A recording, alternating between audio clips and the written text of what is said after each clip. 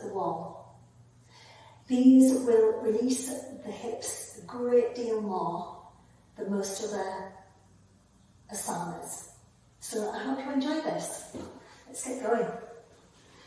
I am sat very close to the wall with my knees bent and my hands just slightly behind me, as you can see.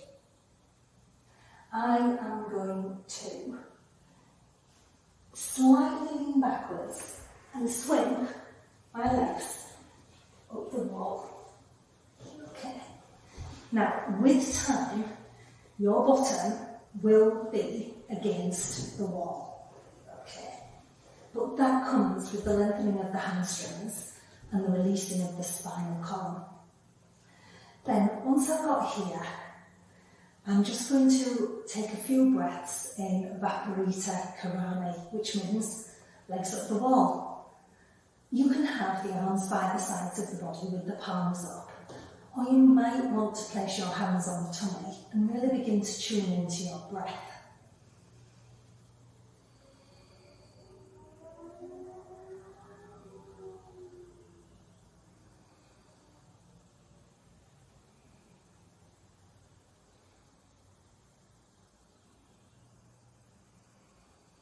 Now, Viparita Karani is very good if you get restless legs. So you should maybe try to hold Viparita Karani for 5 to 10 minutes if you do suffer from restless legs. And maybe do that every day if possible. Now I'm going to go into cobbler.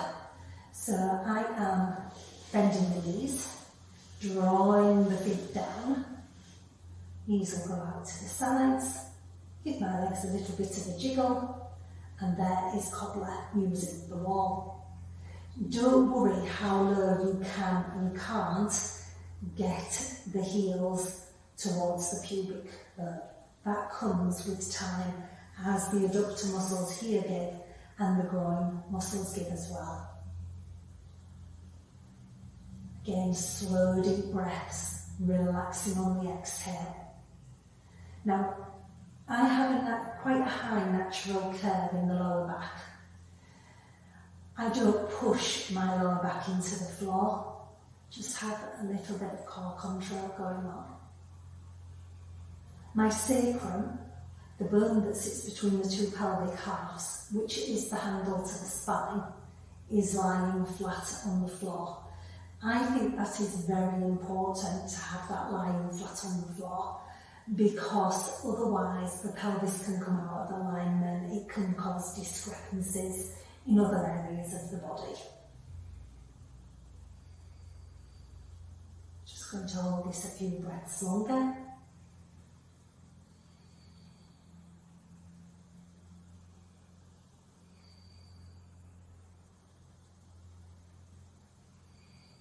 And I'm going to take my legs back up the wall.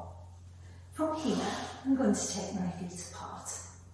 I'd probably say they're a foot distance each apart. And then I'm bending the knees and drawing the feet down towards the bottom. Okay. Again, don't worry how low you can bring the feet, because at first, any tension in the legs, the bottom, the lower back will prevent you from bringing the feet down. Aim is that the shins should be roughly in line with the knees. Again, slow deep breaths. So you can close your eyes. Make sure you're not gritting the teeth. I like to breathe with the tip of the tongue to the roof of the mouth.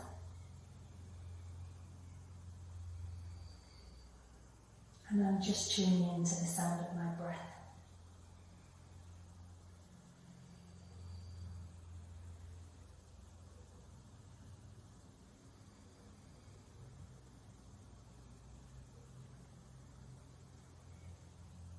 If you feel any uncomfortableness, ease off the pose slightly.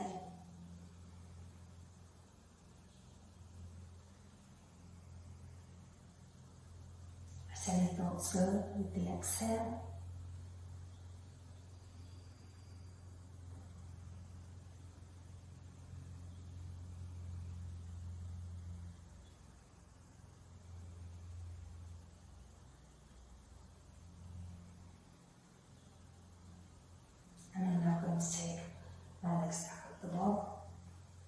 Okay, so now I'm going to take the feet apart as far as they possibly can go.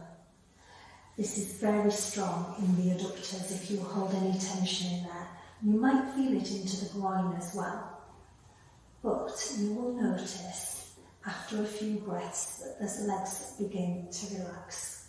Whatever you do, please don't lock those knees out. Every now and again you will see me jiggle my feet just so I stay relaxed in the foot. Relaxing into the pose again. I can feel the legs giving once more. Again, my sacrum is resting on the mat.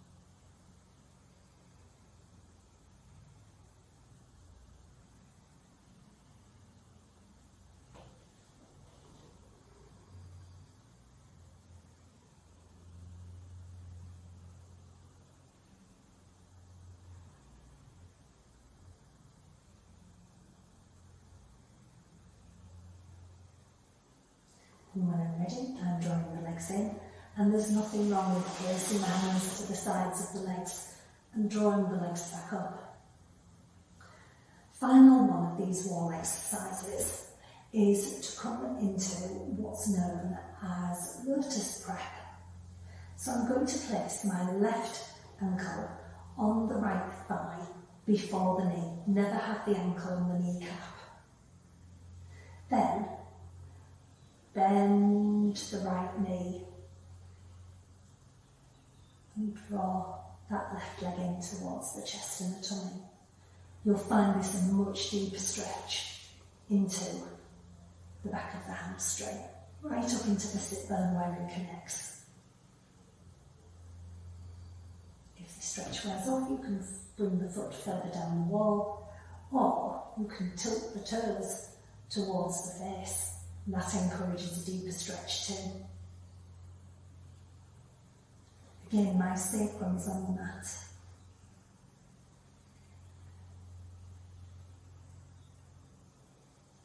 I'm really breathing out any areas of tension.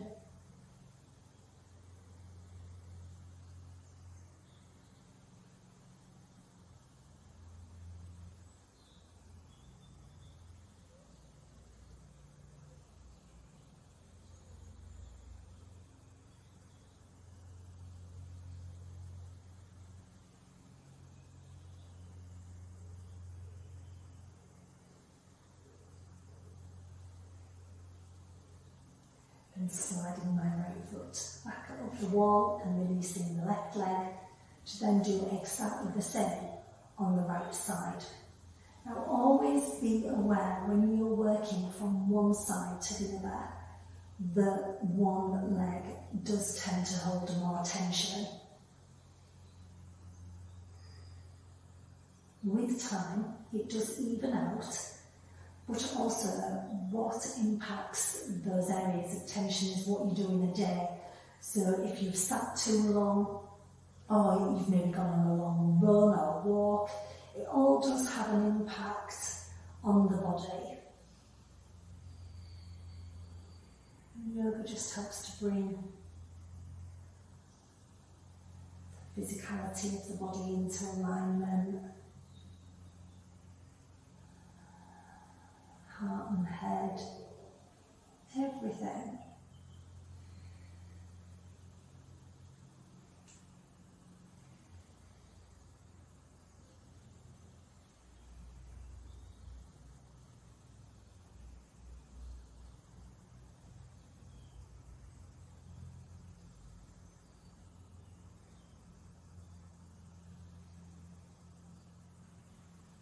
And then when you're ready, slide the left foot back up the wall.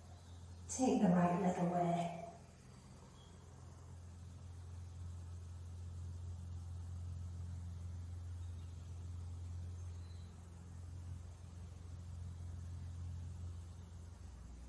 And then when you're ready, all you're going to do is bend the legs, roll over to one side and come back up to sit in.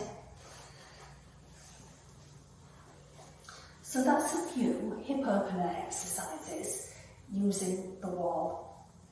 They're really, really good if you do a lot of cycling and running, because it gets you out of that plane of motion. It's taking the legs and the hip sockets into different areas of stretch. I do hope you really enjoyed that short video. And remember, I've only held each pose for about 10 breaths. If you want to hold them longer, please do. Personally, I hold them for about 3 minutes each. Do what you can do and enjoy. That's the most important thing. Thank you. Don't forget to like this video, and if you're enjoying the channel, please subscribe.